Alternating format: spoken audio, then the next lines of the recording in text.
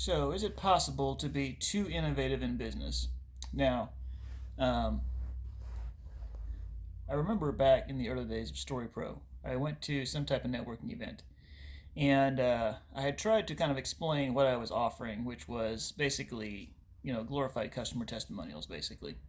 But the idea was, that tells the story of your business, and it helps people to, maybe using Don Miller's story brand framework somewhat or whatever, but telling the story through the eyes of your customer would tell the story of your business to your potential prospects. So I had a business card that kind of reflected that idea, and I think I told the event organizer maybe a bit about what I did. So there was some point in which we all went around the room and we talked about, we gave our 30-second pitch or whatever, and so I gave mine, talking about how I do storytelling for your business or something like that. And it was such a fail in communicating to people clearly what I did that I think the organizer actually kind of stepped in a little bit and tried to kind of help me out, kind of explain, what I did so other people could kind of understand it. And now you could say, well, in that case, it was mostly the communication issue. It wasn't being too innovative. So I think we probably need to distinguish a little bit between types of innovation, right? So, but I would say in general that the short answer to the question is that yes, you can be too innovative in business. Now, what do I mean by too innovative? So, here's the thing. A lot of people, if you're offering a new solution to the problem, and then you're going to have to spend some time educating them on why your solution is the right solution, because people know the typical solution, right? So, let's say you are hungry. Okay. So the typical solution, if you're on the road, right, is fast food or some such. We'll assume for right now that's your typical solution is fast food. Maybe you have healthier habits, but let's say that's your typical solution. Now, suppose that you offered food in a different way. It was like you know, let's say some kind of drive-through deli or something like that. Okay, like something really different, but it served the same purpose. It fed you, but it did so in a healthier way or something.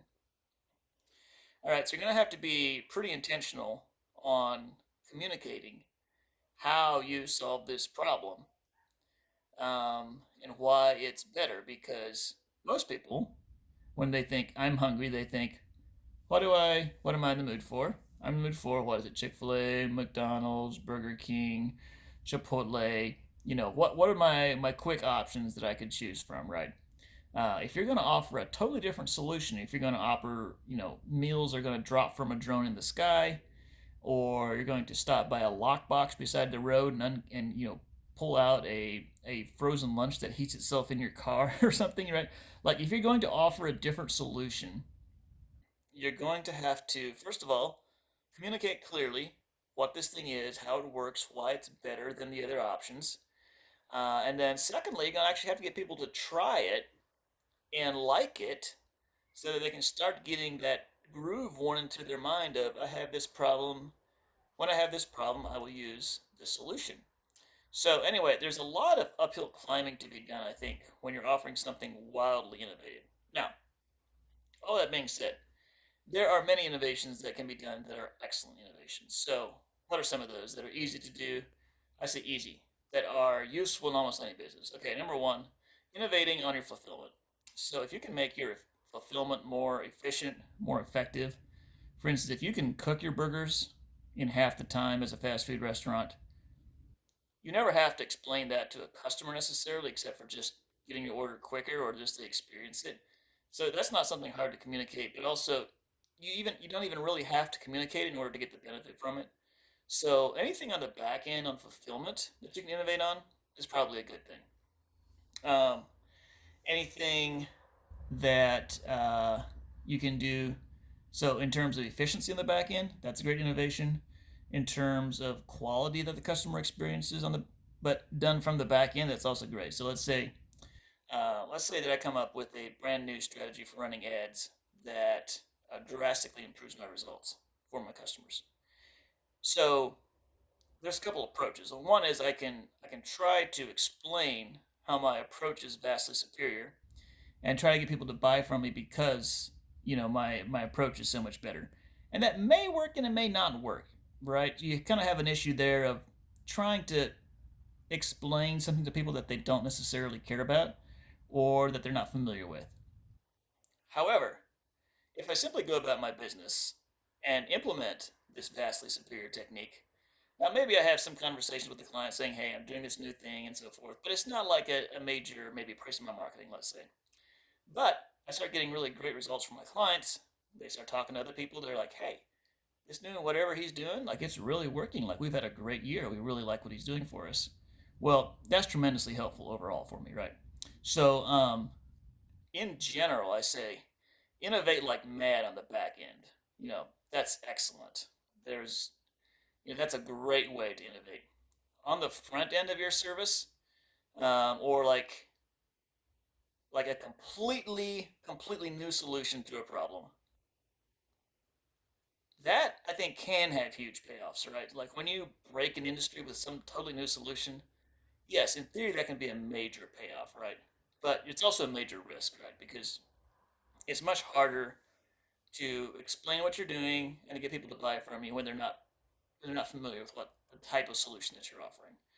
Um, so in general, I say innovate like crazy on the back end, and it's great if you want to experiment with like doing a totally new solution to a problem.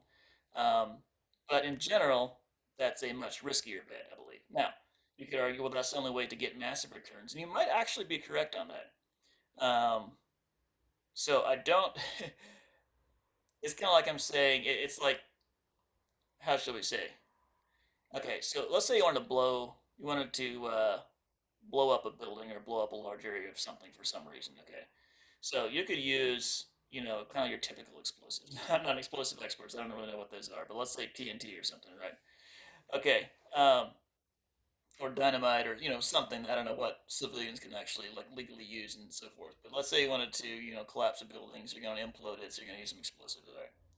Now, let's say that you wanted to get more exploding done per charge, or however that works, right? Um, so you could go with something like you could use a nuclear charge, right?